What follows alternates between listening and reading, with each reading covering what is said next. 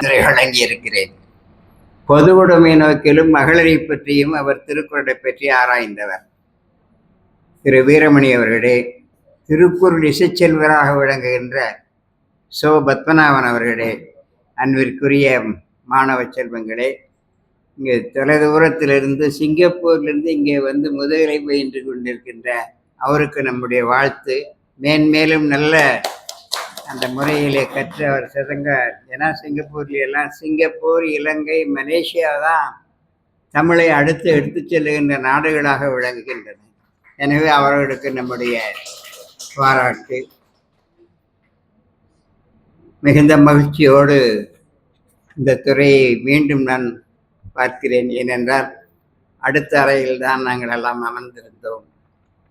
அவர்கள் சொன்னார்கள், 15/4/1969 அவர் அங்கே சந்திக்கிறோம். நம்ம டவர் பிளாக்ல அங்கே தான் அவர் மூவாக இருந்தார், இந்த பேங்க் பக்கத்தில். அடிக்க இருக்கா வீரமணி எல்லாம் அவரை பார்க்க வருவார்.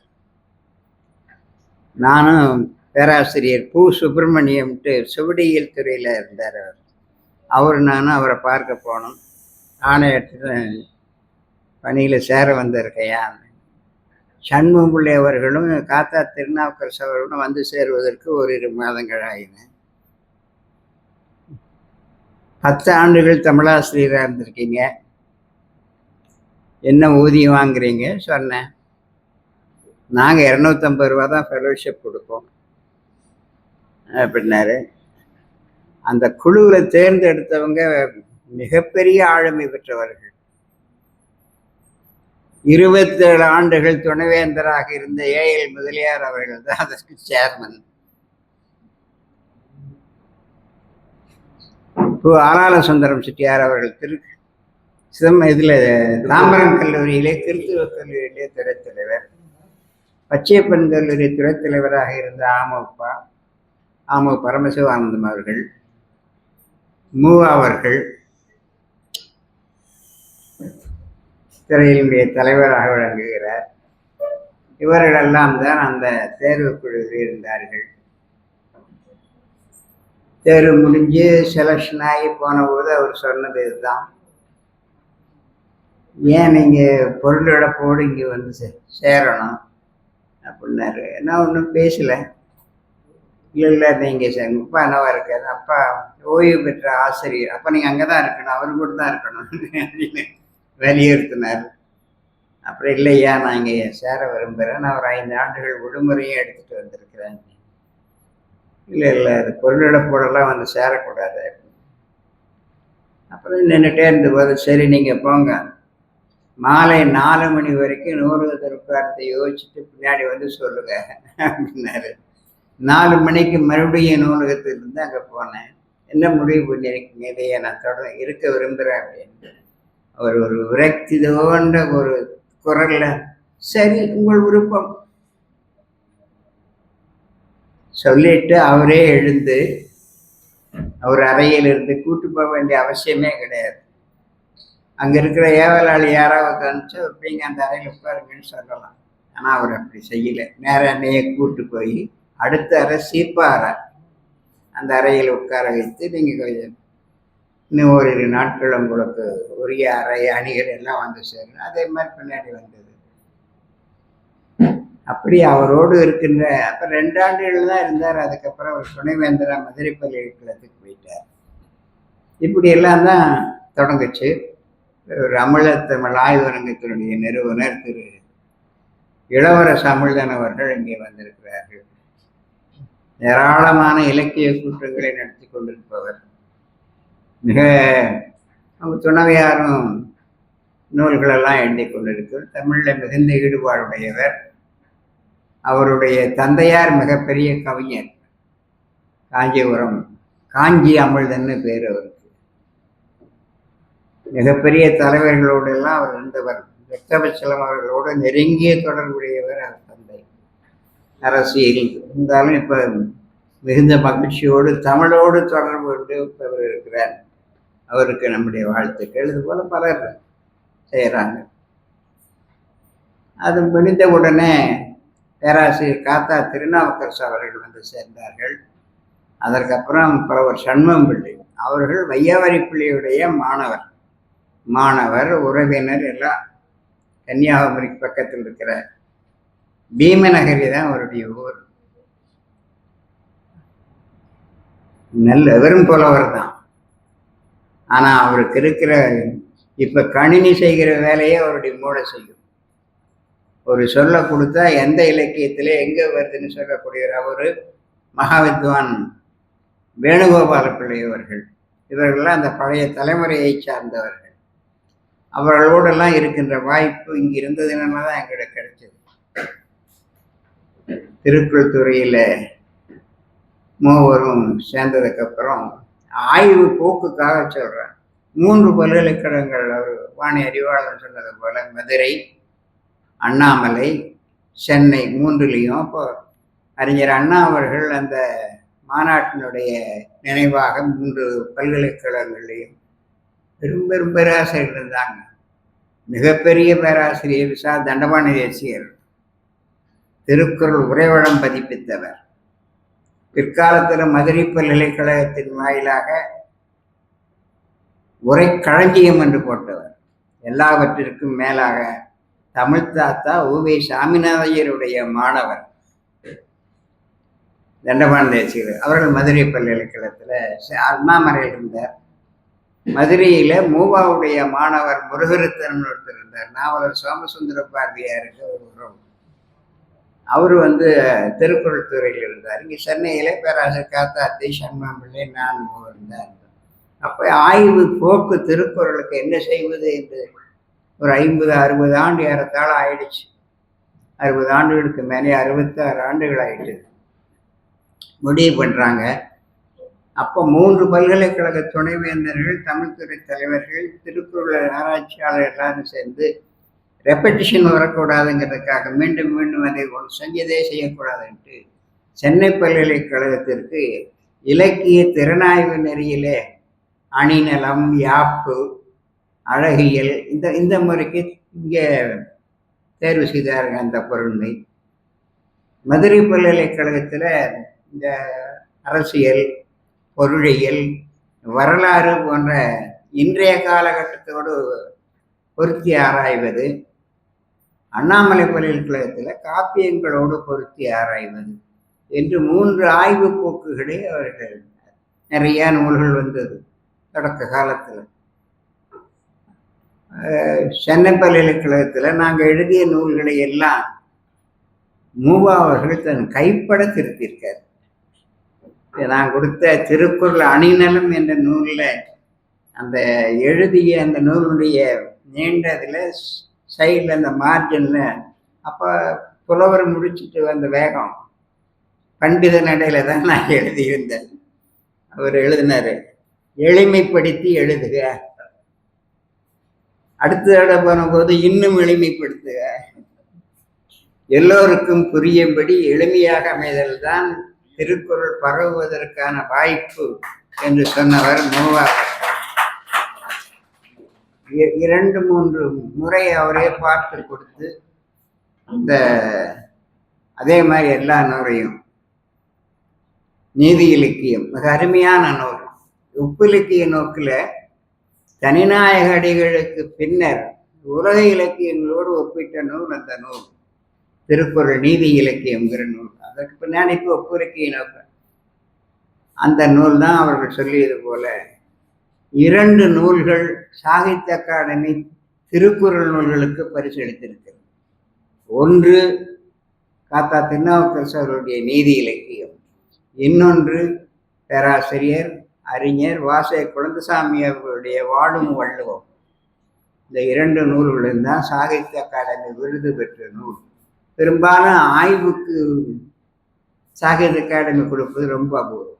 பெரும்பாலும் படைப்பு இலக்கியம், நாவல், சிறுகதை, கவிதை கொடுத்துருக்காங்க, ஆய்வுக்கும் கொடுத்துருக்காங்க. ஆனால் ரொம்ப அதாத்தான் இருக்கும். அதில் மிக அற்புதமான நூல். எனவே ஆய்வு போக்கு அதில் அந்த தலைப்பில் ஒரு நல்ல சிக்கல். ஏன் நீதி இலக்கியம்னு சொல்லணும், நீதி நூல்னு சொல்லக்கூடாதா? அப்போ ஒரு திறனாய்வாளர்கள் குழு திருக்குறள் என்ன பெரிய இலக்கியமா, அது ஒரு அரங்கொரு நூல் தானே, மிகப்பெரிய தமிழ் படைப்பாளருடைய கூற்று இது. அதை உணர்ந்துதான் மூவா அவர்கள் இல்லாத டிடாக்டிக் நூல்னு சொல்லக்கூடாது, டிடாக்டிக் லிட்ரேச்சர்னு சொல்லணும். அதனாலதான் நீதி இலக்கியம்ங்கிற சொல்லி வச்சு இப்ப பெரும்பாலும் திருக்குறள் மிக உயர்ந்த இலக்கிய நூல் என்றதற்கான ஆய்வுகள் ஏராளமாக வந்திருக்கின்றன.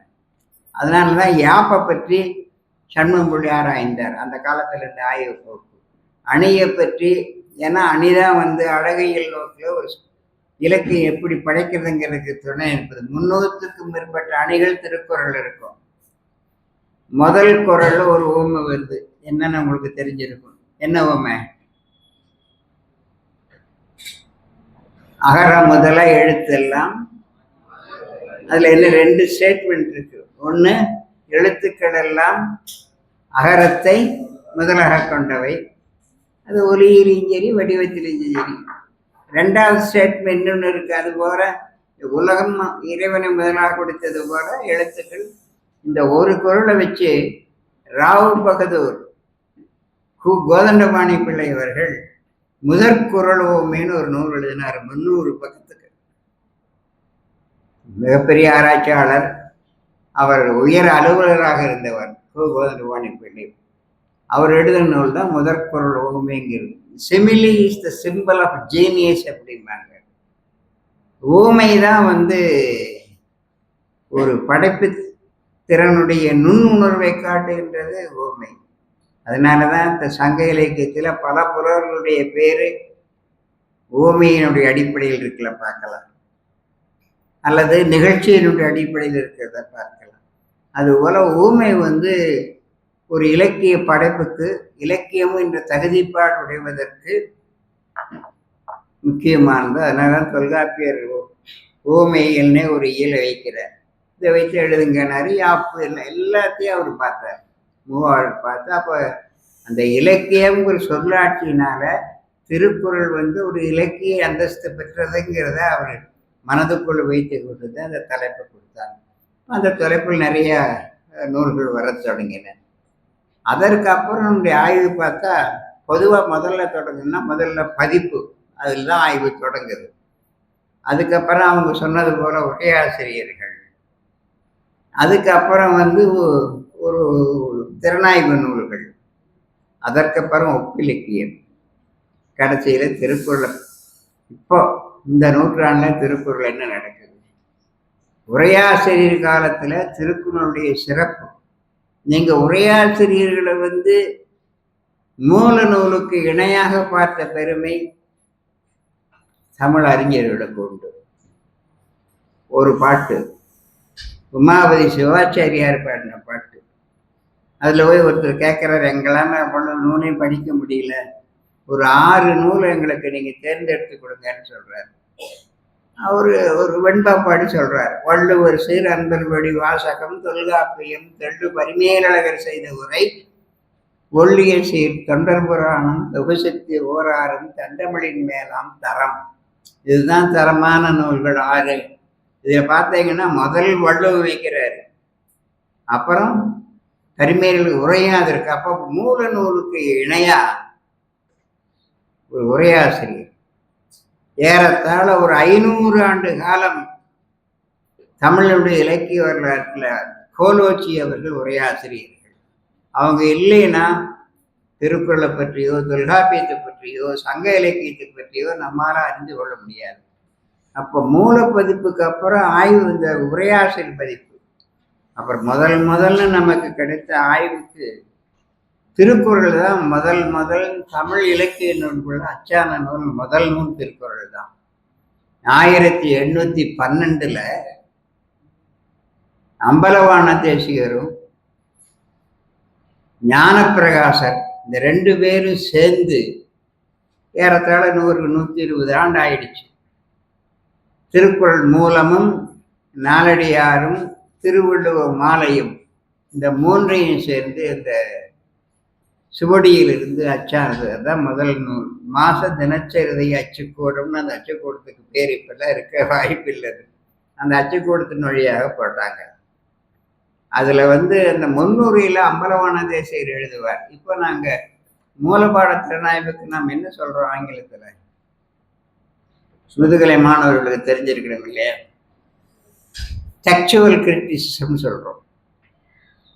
டெக்சுவல் கிரிட்டிசிசம் தோற்றம் வந்து பைபிள் தான் தோன்றுது. வேரியோரம் எடிஷன்ஸ் சொல்லுவாங்க, பல்வேறு பதிப்புகள். அந்த பதிப்புகளுக்கு முக்கியமானது ஒரு பாடத்தை வந்து உண்மையா நிறுவனம். அது நிறுவுவதற்கு உரையாசிரியர்களுக்கு முன்னாடியே பதிப்பாசிரியர்கள் முயற்சி பண்ணியிருக்காங்க. அதுல அந்த அந்த ஏடு கல்கத்தா நூலகத்தில் பன்மையில் இவர் போயிருக்கார். தேசிய பாஷா பவன் இப்போ அதுக்கு பேர். அங்கே போனால் ஏறத்தாழ ஒரு 5000 பிள்ளை கொடுத்த அத்தனை நூல்களும் அவர் சேகரித்து வைத்த சுவடிகளும் அங்கே இருக்கு. அதில் ஒரு சுவடி இந்த சுவடி திருக்குறளுடைய மூலபாடத்திலிருந்து இந்த சுவடி, அந்த மூலபாடத்திலிருந்து அச்சான அச்சுன்னு ஒரு ஆய்வு அங்கே தான் தொடங்குது. எங்கள் உரையாசிரியர் இந்த பதிப்பு முன்னாடி சுவடிகளை எழுதுபவர்கள் இருக்காங்களே, அவங்க தான் நமக்கு ஆரம்பம். நம்மால நேராக சுவடியை படிக்க முடியாது. அவங்க ஏதாவது எழுதி வச்சு பிரதி பண்ணி கொடுத்தா தான் படிக்க முடியும். அப்போ யார் இந்த சுவடி எழுதுனாங்கிறதுக்கு குறிப்பு வைப்பாங்க. அந்த ஒரு சுவடியில் கடைசியில் நம்ம கொலப்பண்ணு சொல்லுவோம். அதில் என்ன எழுதுறாருன்னா ஆச்சரியமா இருக்கு. அவர் படைப்பாளி இல்லை, பார்த்து பிரதி பண்றவர், காப்பி பண்றவர் தான். அவர் எழுதுறார், சங்க இலக்கியத்தை அனுசரிக்கும் மகாவித்வான்களுக்கு தொண்டு செய்யும் நெல்லை நாயகம் எழுத்து. ரிட்டன் பை நம்ம டாக்குமெண்ட் சொல்றோம் இல்லையா, அது மாதிரி அப்படி எழுதுறாரு. அந்த சுவடிகள்ல ஆய்வனுடைய முதல் நிலை சுவடிகள் தான். அதில் இருக்கிற செய்திகள் ரொம்ப அபூர்வமான செய்திகளை படித்து பார்த்தா தான் தெரியும். இப்போ நம்ம கிட்ட இருக்கிற நூலை யார்கிட்டயே கொடுத்தோம்னா திருப்பி தர்றதில்லை. சில பேர் பெரிய நூலகமே வச்சுருக்காங்க, பல பேர் அந்த மாதிரி.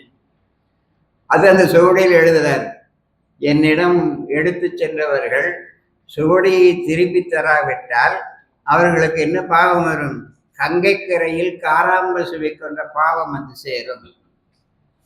இன்னொருத்தர் எழுதுறாரு, இது சாதாரண ஸ்டேட்மெண்ட்டு. இன்னொருத்தர் வன்முறை. அந்த மாதிரி எடுத்துட்டு போனவங்களை என்ன பண்றது? 5 மணி கொறடாவால் கஞ்ச அடிப்பது. 5 மணி கொறடாங்கிறது என்ன? இந்த கிணத்துல பாத்திரம் விழுந்துட்டா எடுக்கிறதுக்கு கொக்கியோட இருக்கும். அதுல 5 குக்கி இருக்கணுமா, 1 2 இருந்தா பத்தாது. 5 மணி கொறடால் கஞ்ச அடிப்பது. இப்படி எல்லாம் சுவடிகளை பாதுகாத்திருக்காங்க. புத்தகம் கடவுள் காக்கான்னு எழுதி வச்சிருப்பாங்க. புத்தகத்தை பாதுகாக்கிறதுங்கிறது எவ்வளோ கஷ்டம்.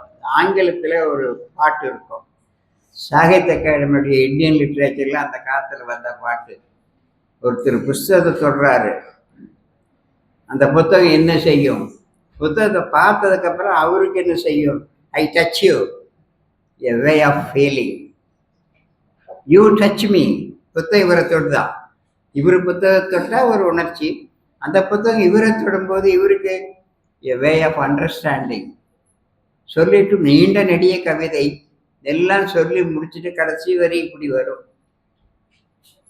How can I love without touching or being touched by you? நீ என்னை தொடாமலும் நான் உன்னை தொடாமலும் நான் எப்படி வாழ்வேன்? அப்படி சுவடியை தொட்டவர்கள் நம்ம பெரியவங்க. அதனால யூ டச் மீ, புத்தகத்தை தொட்டா மேலே போகலாம். மேலே போகலான்னு அங்கே இல்லை. அப்படியெல்லாம் திருக்குறளை பதிப்பித்த பெரியவர்களுக்கு நம்ம முதல்ல அந்த ஆய்வு போக்குறோம். அப்புறம் உரையாசிரியர் வர்றாங்க. உரையாசிரியர் வந்ததுக்கு மிக முக்கியமாக அவங்க கவனிக்கிறது மூலபாடம். ரொம்ப அழகாக சொன்னார் கூப்பரை பற்றி. அவங்களையெல்லாம் கண்காணிக்கணும், மொழிபெயர் நிறைய. அப்போ அவங்க அறிந்து கொண்டது அதுதான். 1800 நம்ம தமிழ் நூல் அச்சாகிறதுக்கு முன்னாடியே ஆங்கில நூல் அச்சாச்சு. பிரான்சிஸ் ஒயிட் எல்லிஸ்ன்னு இருக்கிறது.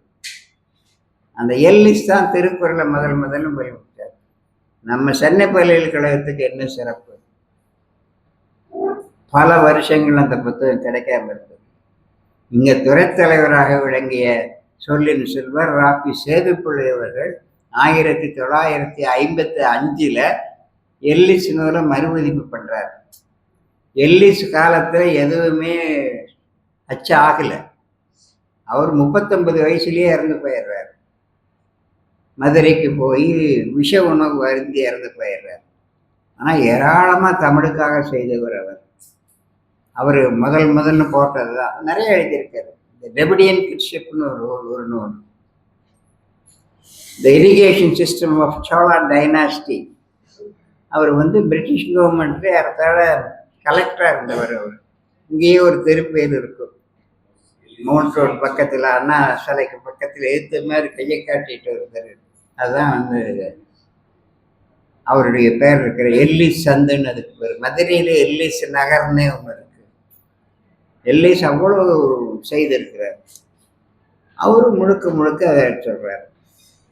300 கொட்டேஷன் காட்டுறார். எந்த நூலும் அச்சாகாத நூல், நினைவு வச்சுக்கணும். முதல்ல நமக்கு சங்க இலக்கியில் அச்சாகிறது 1887 சீவைத்தா கலித்தொகை தான் முதல்ல சங்க இலக்கியத்தில் அச்சாகுது. அப்புறம் 1894 புறநானூறு வருது. அப்புறம் 10 பாட்டு 1889. அவர்கள் காலத்தில எல்லாம் இல்லை. ஆனால் அதை வைத்துக்கொண்டு அவர் எழுதினார். இப்போ பேராசிரியர் மணி பாண்டிச்சேரியில் அந்த எல்லிஸினுடைய பூரா எடுத்து போட்டிருக்காரு. பேராசிரியர் ராமசுந்தரம் அவர்கள் எல்லிஸ் பேப்பர்ஸ் மொழிபெயர்த்து தமிழ்லேயே போட்டிருக்காரு. இப்போ அதெல்லாம் நம்ம படித்தோம்னா தான் தொடக்க கால ஆய்வு போக்கில் எப்படி இருந்தது. உரையாசிரியர்கள் செய்கின்ற முதல் நிலை மூலபாட திறனாய்வு. வாசுப்ப மாணிக்கர் ஒரு முறை கேட்டார், இந்த பாட வேறுபாடு ஏன் வருது? ரொம்ப அழகான பதில் சொல்லுவார். அவருக்கு எப்பவுமே சின்ன சின்ன சொற்களில் ரொம்ப அழகாக சொல்லுவார். ஒரு மாணவர் அவர்கிட்ட போய் கேட்டார், இந்த சங்க இலக்கியத்தெல்லாம் படிக்கிறதுனால என்னையா லாபம்? அவருக்கு கோபம் வந்துடுச்சு. கோபம் வந்தால் அவருக்கு குரல் வரும். என்ன குரல்? மாணிக்க குரல். என்ன சொல்றாரு? பழம்போலும் பனுவலை கற்றால் கிழம் போகும் கீழ்மையும் போம். இதுதான் நீ சங்க இலக்கியத்தை படித்தா என்ன கிடைக்குன்னு சொல்றாரு. அது மாதிரி நிறைய எழுதினார். ஒரு நூலே வந்தது, மாணிக்க குரல்னு ஒரு நூல் வந்தது. அவர் பாட வேறுபாடை பற்றி கேட்குறார். ரொம்ப அழகாக 2 வரியில் சொல்லுவார். ஏன் பாட வேறுபாடு வருதுன்னா, இலக்கண வழமையாலும் வரும், இலக்கண வறுமையாலும் வரும். இலக்கண வழமையாலும் வரும், இலக்கண வறுமையாலும் வரும்னர். திருக்குறளை சேர்க்கலாமா? தாரா செட்டியார்கிட்ட போய் நான் திருக்குறளை திருத்தி இருக்கிறேன் பாருங்கன்னு ஒரு நூலை கொடுத்தார் ஒருத்தர். 1330 பாட்டையும் திருத்தி கொடுத்தார். அவர் சொன்ன பதில், திருக்குறளை திருத்தி இவன் முகத்தில் விழிப்பது பாவம். அந்த நூல் அச்சாச்சு. 1889 அச்சாச்சு. அதை எழுதியவர் பெயர் ஃபாதர் ஸ்காட். சுகாத்தியர்னு தமிழில் அவர் பேரை மாற்றிக்கிறார். ஆனால் அருமையான நூல், அழகில், அச்சு அமைப்பில் இல்லை. யாரோ அவருக்கு அந்த காலத்தில் அவரோடு இருந்த ராமானுஜ கவிராயர் போன்றவர்கள் இருக்கலாம். அவங்க தான் அதுக்கு உதவுறாங்க. முதல் குறள் அகர முதல் எழுத்தெல்லாம் ஆதி முகர முதற்றே உலகு. ஏன் முகரம் போட்டதுக்கு விளக்கம் எழுதுறாரு. திருக்குறள் நூலை இது வரைக்கும் பதிப்பிச்சவங்க எல்லாம் எதுகை மோனை இல்லாமல் பிழையோட பதிப்பிச்சிட்டாங்க. நான்லாம் திருத்தி பதிப்பிச்சிருக்கிறேன்ட்டு இந்த முன்னுரையில் எழுதுறாரு. முன்னுரையில் எழுதிட்டு 3 பால்களையும் முழுமையா ஒரு நூலை மொத்தமா திருத்தவர் அவர் தான். முதல் பக்கத்திலிருந்து கடைசி பக்கம் வரைக்கும் அறத்துப்பால் இல்லை, பொருட்பால் இல்லை, காமத்துப்பால் இல்லை. அவர் என்ன வைக்கிறாரு? இறைமுறைப்பால், இயைமுறைப்பால், இணைமுறைப்பால். அவருக்கு எழுத்துலையும் கை வைக்கிறாரு, ஐகாரம் போட மாட்டாரு. பரிமேலழகர் உரைன்னு எழுதுறதுக்கு ரகர யகர ஒற்று. அவர் என்ன எழுதுறாரு? இது சந்தியக்கிற எனக்கு உடன்பாடு இல்லைன்னு எழுதுவார். அதனால உரைன்னு அது கடைசி வரைக்கும் உரை முறைக்கு வல்லினராய் ஈ போடுவார். இப்படி முழுவதையும் திருத்தின ஒரு நூல் திருக்குறள் காலம். 1889 முதல் அச்சு நூல் 1812. ஒரு 70 ஆண்டுகளுக்குள்ளேயே திருக்குறளை திருத்தியாச்சு. திருக்குறளை அது நல்ல வேலை. பாண்டித்துரை தேவை அதை காப்பாற்றினார். அதெல்லாம் மொத்தமாக வாங்கி எரிச்சு இந்த நூல் பரவக்கூடாதுன்னு அந்த வரலாறு சரித்திரத்தில் பார்த்தா தெரியும். முழுக்க எரிஞ்சிடுச்சு. ஆனால் அந்த நூல் 1-2 இருக்கு. அதை பற்றி நான் ஒரு நூல் கட்டுரை 1980 எழுதினேன். அந்த நூல் அங்கே இருக்கு, நம்ம கல்கத்தாவில் இருக்கு, மரமேடிகள் நூலகத்தில் இருக்கு. சிறுவியார்கிட்ட இருந்து வாங்கின அந்த நூல். இப்படியெல்லாம் ஒரு தொடக்க காலத்துல பதிப்பு மட்டும் இருந்தது. அப்புறம் உரையாசிரியர் காலம், உரையாசிரியர் காலத்துக்கு அப்புறம் பதிப்பு சரவண பெருமாள் ஐயர், களத்தூர் வேதகிரி முதலியார், இவங்கெல்லாம் தான் பதிப்பில் முன்னோடி. விசாக பெருமாள் ஐயர், இவங்கெல்லாம் திருக்குறள் பதிப்பிச்சாங்க, பெரிய பெரிய நூல்களை பதிப்பிச்சாங்க. இலங்கையிலிருந்து வந்த நாவலர் பரிமேலழகருடைய பதிப்பிக்கிறார். ஒரு பிழை இருக்காது. இப்போ நாம் இப்போ என்ன சொல்கிறோம், சீவை தாமோதரம் பிள்ளை தான் எழுதிய நூல் அச்சாகும் போது ஒரு குறிப்பு வச்சார், இந்த நூலில் ஒரு பிழையை காண்பவர்களுக்கு ஒரு வெண்பொற்காசு இனாம். இப்போ அப்படி சொன்னால் நூலினுடைய விலையை விட அதிகமாக நம்ம வாங்கிடலாம். அத்தனை பிழைகள் இருக்கு. ஆனால் அவங்களாம் அந்த பாட வேறுபாடு உண்மை பாடம்னே எழுதுறாங்க.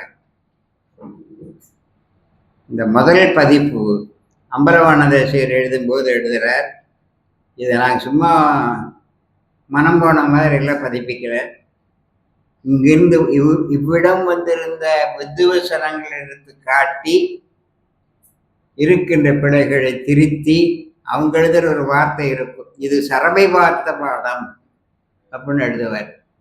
சரவைனா பிழை நீக்கி பதிப்பித்தது, இது உண்மை பாடம்.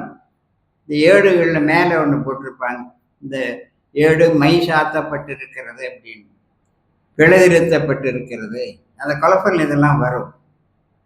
அப்படி உரையினுடைய மூலத்தில் தொடங்கி அப்புறம் உரைக்கு வந்து உரைக்கு அப்புறம் ஏராளமான விளக்கம். சரி, இது ஒரு பழைய காலத்து போக்கு. உரை உரை உரை ஒரு காலத்தில் ஒரு ஆய்வு நிலை. அதுக்கப்புறம் மறுப்பு வந்தது. ஏன் திருக்குறளுக்கு 10 ரூபா வந்தது? யார் எழுதுனாங்க 10? அந்த பாட்டு ஒன்று உங்களுக்கு ஞாபகம் இருக்கணும். முதுகலை மாணவர்கள் இதெல்லாம் மனப்பாடம் பண்ணிக்கங்க. பெருமர் மணக்குடவர் தாமத்தர் நச்சர் பரிதி பெருமையழகர் வர்ற ஒரு நூல். இந்த 10 பேர் இருந்தா இதில் கடைசியாக எழுதினவர் தான் பரிமேலழகர். அவருக்கு எத்தனை புகழ் இருக்குதோ அத்தனை புகழுக்கும் பிற்காலத்தில் இப்போ அண்மையில் முத்துகிருஷ்ணன் ஒருத்தர் சிங்கப்பூர்காரர் தான், அவர் ஒரு நூல் எழுதியிருக்கார், குறள் அரணும் அழகர் முரணும். குறள் அரணும் அழகர் அழகர் யாரு? பரிமேலழகர். பரிமேலழகர் முரணும். நிறைய பரிமேலழகரை மறுத்து எழுதினாங்க.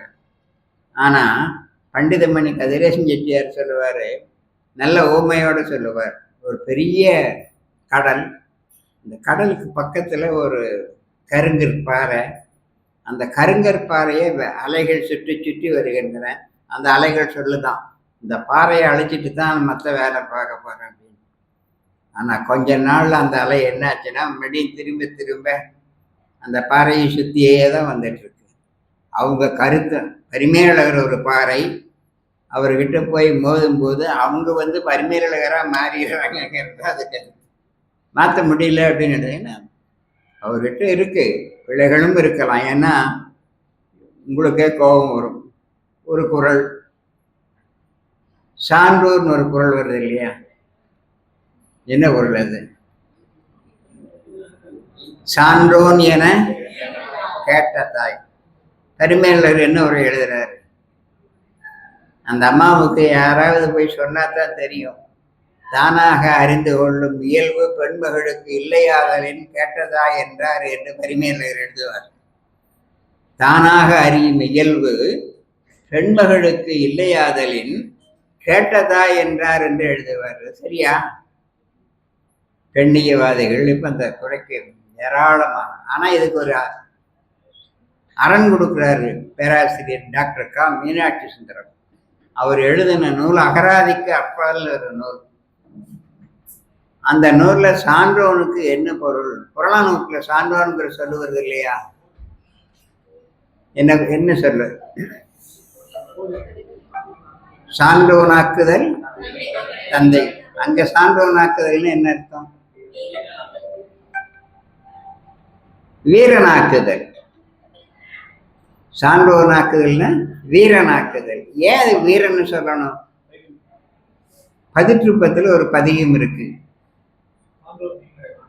சான்றோர் மெய்மறை. அந்த சான்றோருக்கு என்ன பொருள்? வீரன்கிற பொருள். மிக பழைய இலக்கியமான பதிற்றுப்பத்தில் சான்றோன் என்பதற்கு வீரன் என்பது பொருள். தந்தைக்கு சான்றோனாக்குதல் தான் கடன். ஏன் சான்றோர் மெய்மறைன்னு வச்சாங்கன்னா, அரசனை பாதுகாத்திருக்கிற வீரன் அவன். புறநானூற்று இன்னொரு பாட்டு வரும், உங்க பையன் எங்க போயிட்டான்னு. அதுக்கு ஒரு பாட்டு வருமே, செற்றில் நற்றூன் பற்றினின் யாண்டுள்ள நோய் என கேட்டா எங்க இருப்பான்? புலி சேர்ந்து போகிய கல்லடை போல தோன்றுவன் மாதோ போர்க்களத்தானே. அப்ப சான்றோனுக்கு பழைய காலத்துல வீரன் ஒரு பொருள் இருந்தது. போர்க்களத்துல போய் அறிந்து கொள்ளக்கூடிய இயல்பை யாருக்கு இல்லை? பெண்மகள் போக முடியாது போர்க்களத்துக்கு, பழைய மரபு பிரகாரம். அப்ப என்ன ஆகுது? அந்த சான்றோனுங்கிற சொல்லுக்கு ஒரு பொருள் இருப்பதை பார்க்கிறோம். இப்படி சமாதானம் கூறுகின்ற மரபம் உண்டு. காந்திய கவிஞராக விளங்கிய ராமலிங்கம் பிள்ளை அவர்கள் ஒரு நூல் எழுதினார். அந்த நூல் தலைப்பு கேட்டால் நீங்க திடுக்கிட்டு போவீங்க. அந்த நூலுக்கு பெயர் திருவள்ளுவர் திடுக்கிடுவார். அந்த நூலுக்கு பெயரே திருவள்ளுவர் திடுக்கிடுவார். பரிமீறலகிற மறுத்து எழுதின நூல் அந்த நூல். புலவர் குழந்தை அவருடைய உரையில பரிமீறலகிற மறுத்து எழுதுறார். நிறைய பேர் எழுதினாங்க பிற்காலத்துல. அப்போ ஒரு உரையாசிரியர் வந்தா ஏற்பும் மறுப்பும் இருப்பது இயல்பு. அறிவாராய்ச்சி தொடங்குகிற நேரம் அதுதான். அப்படியெல்லாம் தான் உரையாசிரியர்கள் ஏற்பு, உரையாசிரியர்கள் மறுப்பு, இப்படியெல்லாம் ஒரு காலத்துல வந்தது. மூலம், உரை, பதிப்பு, திறனாய்வு. சரி, இப்போ ஏறத்தாழ ஒரு அரை மணி நேரம் அதை பற்றி சொல்லியிருக்கேன்.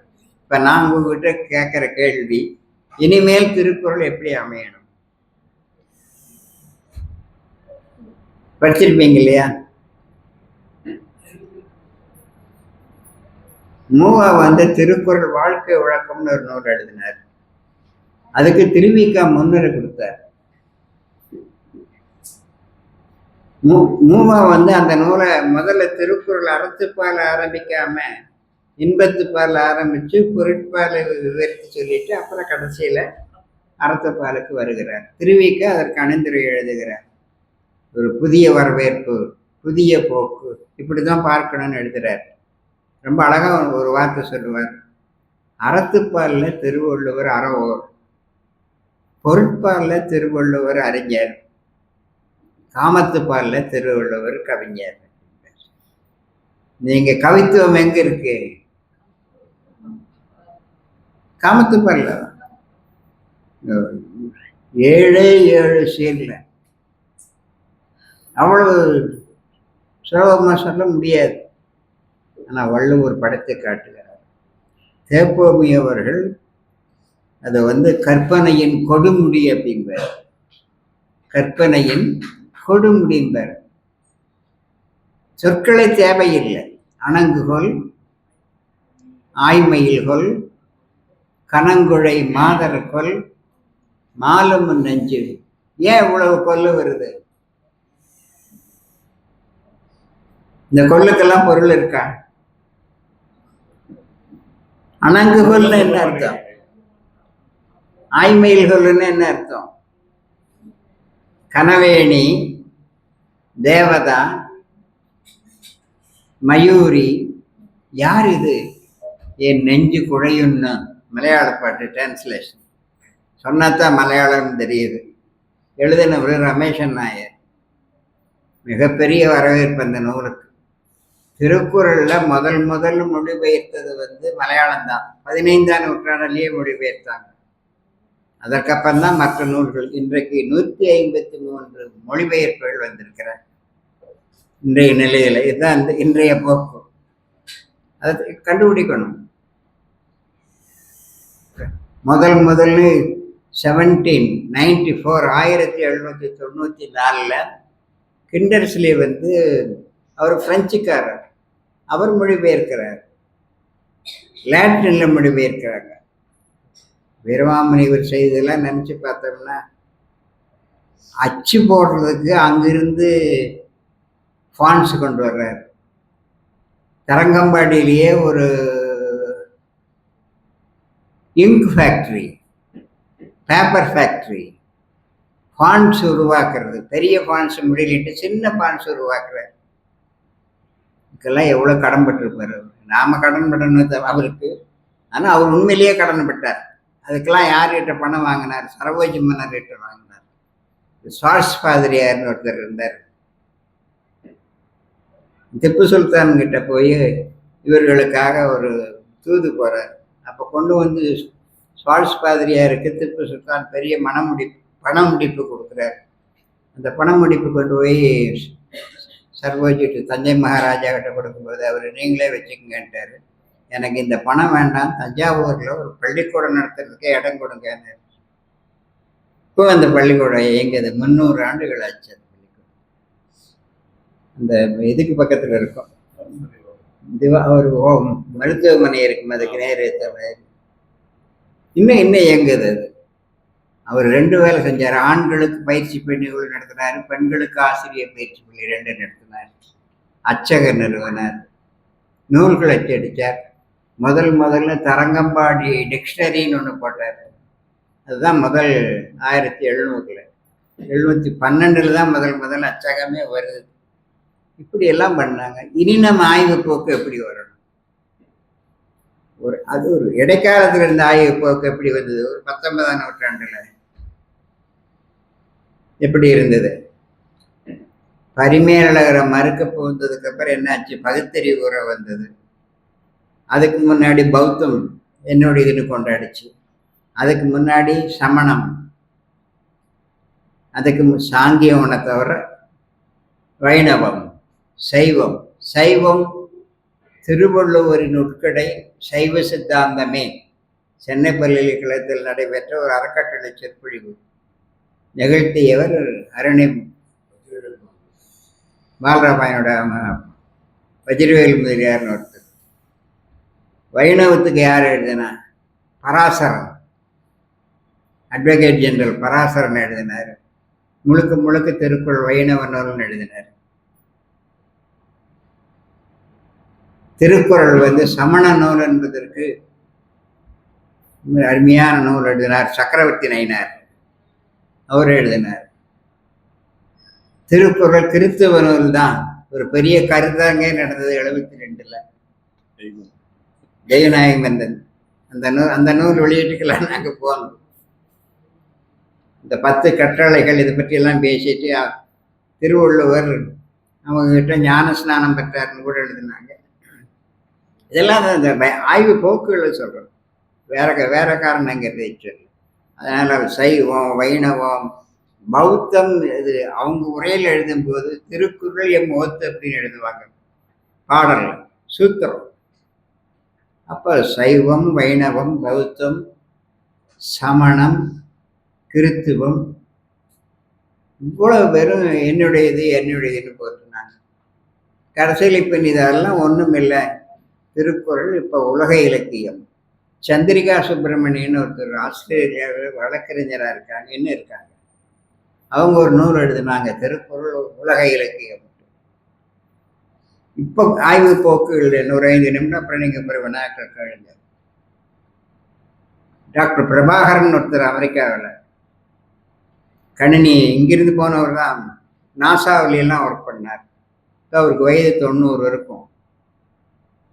யுனெஸ்கோவினுடைய சாப்டரில் ஒரு 17 வகைப்பாடு பண்ணியிருப்பாங்க, என்னென்ன மானுட நலத்திற்காக என்ன செய்யணும்ட்டு.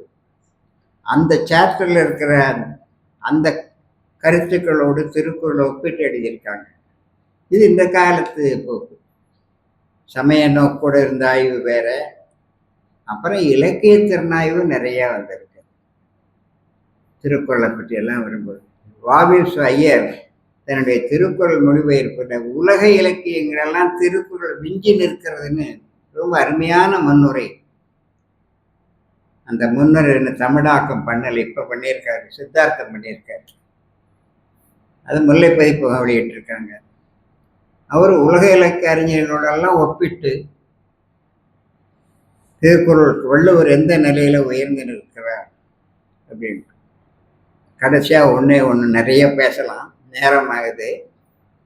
தேப்போமி ஒரு முறை மாஸ்கோவுக்கு போயிருந்தார்.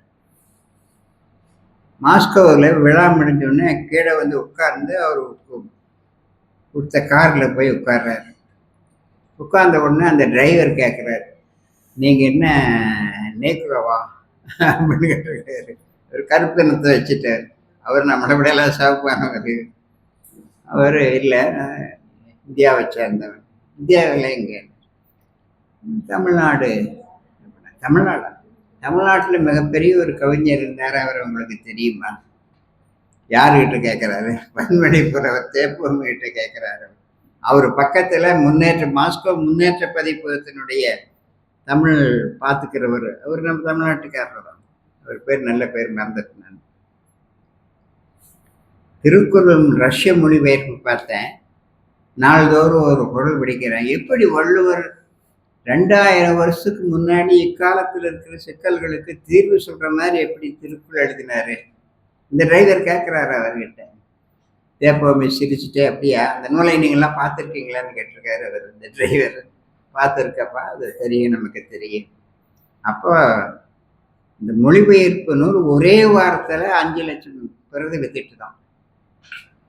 நம்ம தமிழில் போட்டு ஒரு 100 புத்தகம் வைக்கிறதுக்குள்ள படாத பாடுபடும். அப்போ அவர் சொன்னார், நான் நாள்தோறும் ஒரு புத்தகம் வைக்கிறேன், எனக்கு ஏற்படுகின்ற வாழ்க்கை சிக்கல்களுக்கு வழிகாட்டியாக உள்ளது திருக்குறள் எழுதினார். அவர் எழுதின கட்டுரைக்கு பேர் மாஸ்கோவில் திருக்குறள். தேப்போமி எழுதின கட்டுரை. இந்த மாதிரி எல்லா வாழ்க்கையிலையும். ஏன், என்ன காரணம்? தவம்னா என்ன? தவம்னா நம்ம கண் முன்னாடி என்ன வரும்? சாமியார், முடி நிறைய இருக்கணும், காவை உடை போட்டிருக்கணும், ஏதோ ஒரு உருவம் நம்ம கண் முன்னாடி தோன்றும். வள்ளுவரை பார்த்தாலே நமக்கு துறவி மாதிரி தான் தெரியுது. ஆனா துறவை பத்தி அவர் என்ன சொல்றாரு? அண்ணல் காந்தியடிகள் 1947 டெல்லியில மிகப்பெரிய தேசிய திருவிழா, சுதந்திர திருவிழா. இவரு டெல்லியில் இருக்கல, எங்க இருக்கார்? நவகாலையில் இருக்கார், கல்கத்தாவில். கல்கத்தாவில் ஒவ்வொரு விழா நடந்து நடந்து எத்தனை உயிர் பலிகள். அப்போ திரும்பி தங்கி இருந்த இடத்துக்கு வர்றார். வந்த உடனே ஒருத்தன் வாளியில வெந்நீர் கொண்டு வர்றார். வெந்நீர் கொண்டு வந்து அவர்கிட்ட கொடுத்து, எது கொண்டு வந்து? உங்களுக்கு நடந்து நடந்து காலில் எல்லாம் கொப்பளம் வந்திருக்கு, அதை துடைக்கணும், அதுக்காக வெந்நீர் வச்சு. கோபம் வந்துடுச்சு அவருக்கு.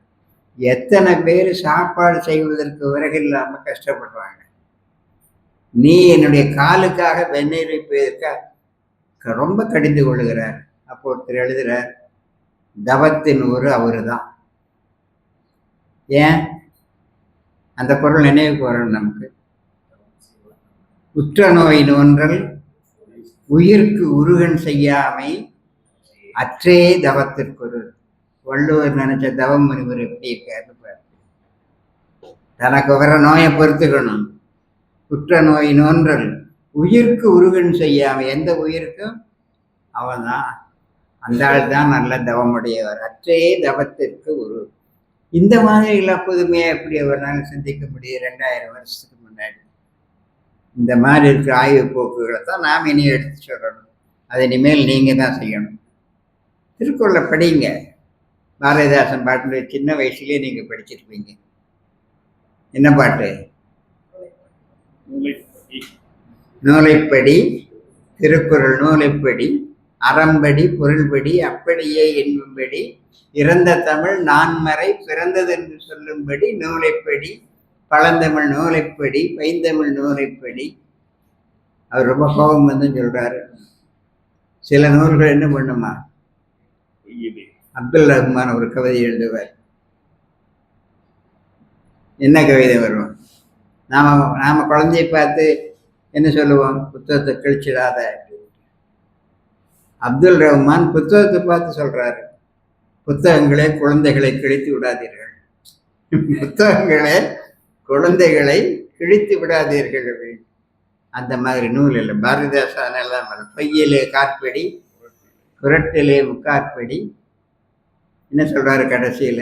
நாம இன்னும் சொல்லலாம், நம்ம வேற விதமாகவும் சொல்லலாம். பையிலே காற்படி புரட்டிலே முக்காற்படி, வையகமே மாறும்படி வைத்துள்ள நூல்களை ஒப்புவதுப்படி. வையகம் மாறும்படி இல்லை, வையகம் ஏமாறும்படி வைத்துள்ள நூல்களை ஒப்புவது எப்படி?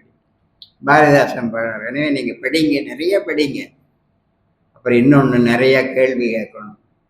இப்ப நீங்க கேள்வி நேரம் கேளுங்க. கற்றலில் கேளுங்க. திருக்குறள் நாள்தோறும் படிக்கிறீங்களா? அவங்க அதிகாரமாக ஒப்பிக்கிறாங்க இல்லையா? அரசு திருக்குறள் இந்த முற்றோதல்ல ஒவ்வொருத்தருக்கும் அப்பெல்லாம் 10,000 கொடுத்தாங்க. இப்ப எவ்வளவு கொடுக்குறாங்கன்னு தெரியல. வாழ்நாள் முழுதும் கொடுப்பதற்காக கூட விதி போட்டாங்க. இப்ப இது நடக்குதான்னு தெரியல. ஒரு நூலை படிக்கணும், ஏதாவது ஒரு நூல். ஒருத்தர் போய் ஒருத்தர் கேட்டார், நீங்க வாழ்க்கையில சாதாரணமா இருந்து இவ்வளவு பெரிய ஆளா வந்திருக்கீங்களே, எப்படி? நீங்க என்ன நூல் படிக்கிறீங்க? உங்களுக்கு பிரியமான நூல்? அவர் சொன்னார், எனக்கு வழிகாட்டி 3 நூல்கள். ஒன்று மேன் தி அன்னோன்கிற நூல், நோபல் பரிசு பெற்ற நூல். 2வது வாழ்நாள் முழுவதும் என்னோடு எப்பொழுதும் இருக்கும் திருக்குறள். 3வது நூல் நான் போற்றி வணங்குகின்ற குர்ஆன். யார் சொல்லியிருப்பான்? அப்துல் கலாம் சொன்னார். வாழ்க்கையில முன்னேறணும்னா பூவைஷா 80 வயது, சென்னையில தான் விழா நடக்குது. அவருக்கு படியேறதுக்கு ஒரு பையனை கூட அனுப்புறாங்க. அவன் அவர்கிட்ட சொல்றான், தாத்தா படி, தாத்தா படி, தாத்தா படின்னு அவருக்கு படி அடையாளம் காட்டுறாரு. அவர் விழா நிறைவில் பேசும்போது பேசுறாரு, நான் இன்னமும் நிறைய படிச்சுட்டு தான் நினைச்சேன், பையன் என்னை பார்த்து இன்னும் படி படி படிங்கிறான். படிப்புக்கு எல்லை இல்லை. அண்ணா சொன்ன மாதிரி தான். கேளுங்க, கேள்வி கேட்டுங்க, கேட்டத்தான் நமக்கு தெளிவு பிறக்கும். யாராவது திருக்குறள் மறுப்பு நூல் யாராவது பார்த்துருக்கீங்களா? திருக்குறளை படிக்கிறது உண்டா? அதை கேட்கணும் முதல்ல. படித்தா சில சந்தேகம் வரும் இல்லையா? என்ன சந்தேகம் யாருக்காவது வந்திருக்கு?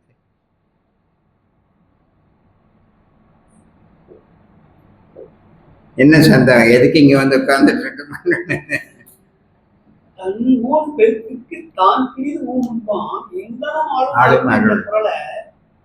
உலக அனுபவம் இருந்த திருவள்ளுவர் எழுதி கொண்டார். உலகத்தை சுற்றி பார்க்கிறார். உலகத்துல 90% கரிமீன் தான் சாப்பிடுறாங்க. அவர் எப்படி இந்த பொருளை எழுதினாரு?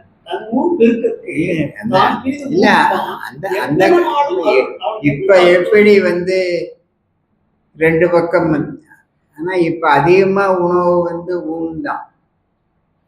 நீங்க சொல்ற அதே ஊன் தான் இப்ப அதிகமா. இங்க நீங்க எங்காவது பார்த்தீங்கன்னா சைவ ஹோட்டல் எங்காவது கண்ணுக்கு தென்படுதுன்னு பாருங்க, கொஞ்சம் யோசிச்சு பாருங்க. காலப்போக்கு. 2வது கேட்டால் அது ஃபுட் ஹேபிட், அதை பற்றி எல்லாம் பேசாதீங்க அப்படிம்பாங்க. ஆனால் வள்ளுவர் காலத்துலையும் இருந்திருக்கு. இருந்ததுனால தான் அவருக்கு எதிர்ப்பு குரல் கொடுக்குறாரு. கல்லுண்ணாமை இருந்திருக்கு. கல்லுண்ணாமைக்கு அருமையான ஒரு உதாரணம் சொல்லுவார். ஒருத்தர் குடிச்சிட்டு போகிறான், வள்ளுவர்கிட்ட வர்றான். வள்ளுவர் அறிவுரை போடுறாரு, எல்லாம் குடிக்காத இப்படியெல்லாம் சொல்லியிருந்துருக்கு. இப்போ நாம் சொல்கிற மாதிரி தான். அவன் ஒரு ரோட்டை அளந்துட்டு வருவான். நம்மகிட்ட பேசும்போது போகும்போது, சார் பார்த்து போங்க அப்படின்னு நம்ம சொல்லுவான். அதுக்கு என்ன உதாரணம் சொல்றது? ஒரு குரல் வருமே, கழித்தானை காரணம் காட்டுதல், குடித்தானை நீரில் குளித்தானை தீர்த்துட்டு, கிணத்துக்குள்ள விழுந்தவனை தேடுவதற்கு தீவெட்டி கொளுத்தி பிடிச்சிட்டு குதிச்சானா என்ன இருக்கும்? அந்த மாதிரி என்ன அருமையான simile is the symbol of genius சொல்றோம். ஏதாவது ஒரு குரல் சந்தேகம் கேளுங்களேன். அல்லது உங்களுக்கு பிடிச்ச குரலை சொல்லுங்க. ஏன் பிடிச்சதுன்னு காரணம் சொல்லுங்க. யாராவது இப்படி நினைச்சு பார்ப்பாங்களான்னு பாருங்க. திருக்குறள் சிறந்தவர்கள் என்பதற்கு காரணம். உனக்கு என்னென்ன பொருளில் விருப்பம் இருக்கோ அந்த பொருளை எல்லாம் அந்த பொருளிலிருந்து நீங்கி நின்றால் உனக்கு எந்த துன்பம் வராது. சுகர் நமக்கு நிறைய இருக்கும், ஆனாலும் நம்ம இனிப்பு கண்டா விட முடியல. மருத்துவர் எச்சரிக்கையும் பண்றாரு, சாப்பிடாதேன்னு. வள்ளுவர் என்ன சொல்றாரு? யாதனின் யாதனின் நீங்கியா நோதல் அதனின் அதனின் இளன். நீ எந்தெந்த பொருள் இருந்து நீங்கி நிற்கிறையோ உனக்கு அந்தந்த பொருள்னால வர துன்பம் இல்லை. நீங்க ஒவ்வொரு பொருளையும் உள்ள ஆழமா போனா அது எங்கெங்கேயோ அந்த கருத்து போகுது. அதனாலதான் வள்ளுவர் இன்னும் போற்றப்படுகிறார். எவ்வளவு கேளுங்க, கேட்கறதா முக்கியம். கேளுங்க, கொஞ்சம் பலமா பேசுங்க. என்ன சொல்றாரு?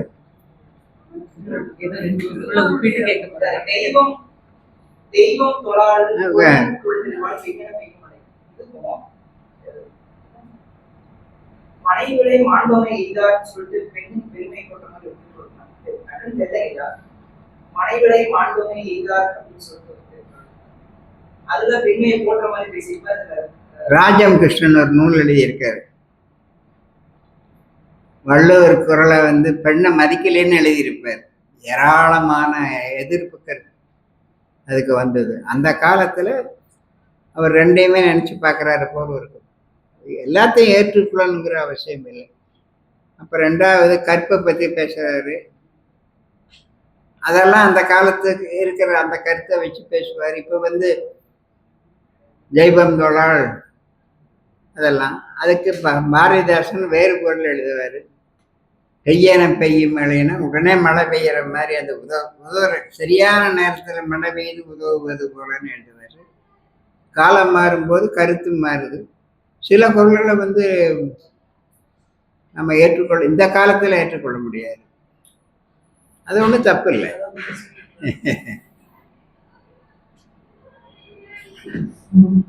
திருக்குறள் பதிப்பு பத்தி ஒரு முதல் பதிப்பு ஞானப்பிரகாசர் பண்றான்னு சொல்றோம். அதே மாதிரி 1812 ஞானப்பிரகாசர் செஞ்சான்னு சொல்றாங்க. அதே மாதிரி அம்பராவணத்துகிறாய் செய்யலாம்னு சொல்றாங்க. சுபடி பதிப்பியல் வரலாறு இளங்குமரன் ஐயா புத்தகம் படிச்சான். இளங்குமரன் ஐயா போட்ட சுபடி பதிப்பியல் வரலாறு.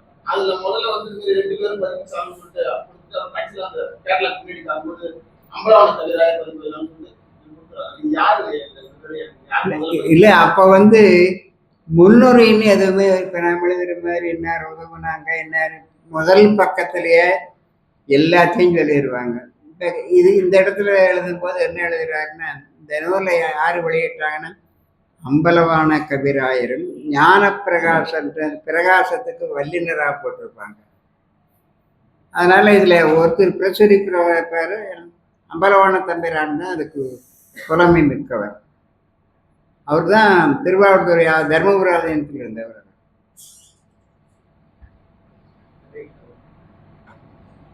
அதை பத்தி மணி எழுதியிருக்காரு ஒரு நூல். மணி புதுச்சேரி.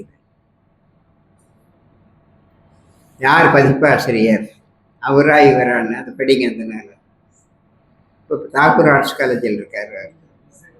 நீங்க இந்த நூல் பார்த்து நல்லா எழுதியிருக்காரு.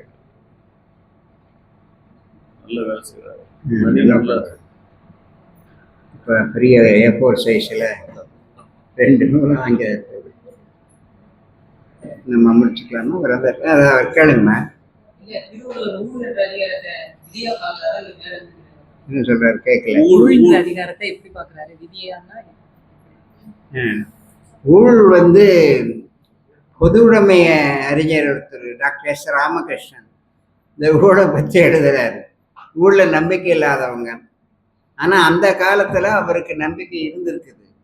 வள்ளுவருக்கு அந்த ஊழ் நம்பிக்கை இருக்குது. ஆனா அதே சமயத்துல ஊழையே நம்பி நீங்க பணி செய்யாம இருந்துடாதீங்க.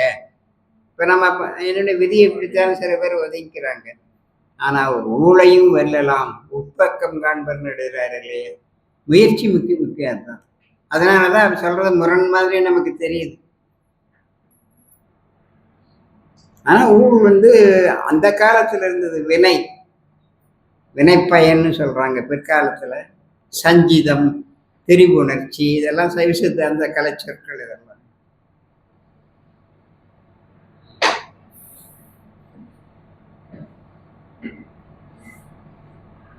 முடிச்சுக்கலாம். வேற யாராவதுமா?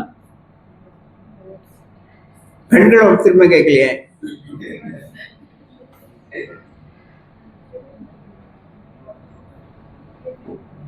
பெண்ணீர் பெருந்தக்க யாவுள்ள சொல்லுங்க. சரி, முடிச்சுக்கலாம்.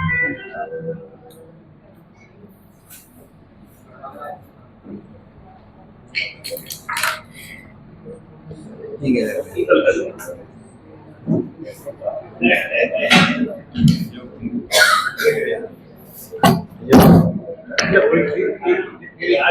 இல்ல எடுத்துக்கோ.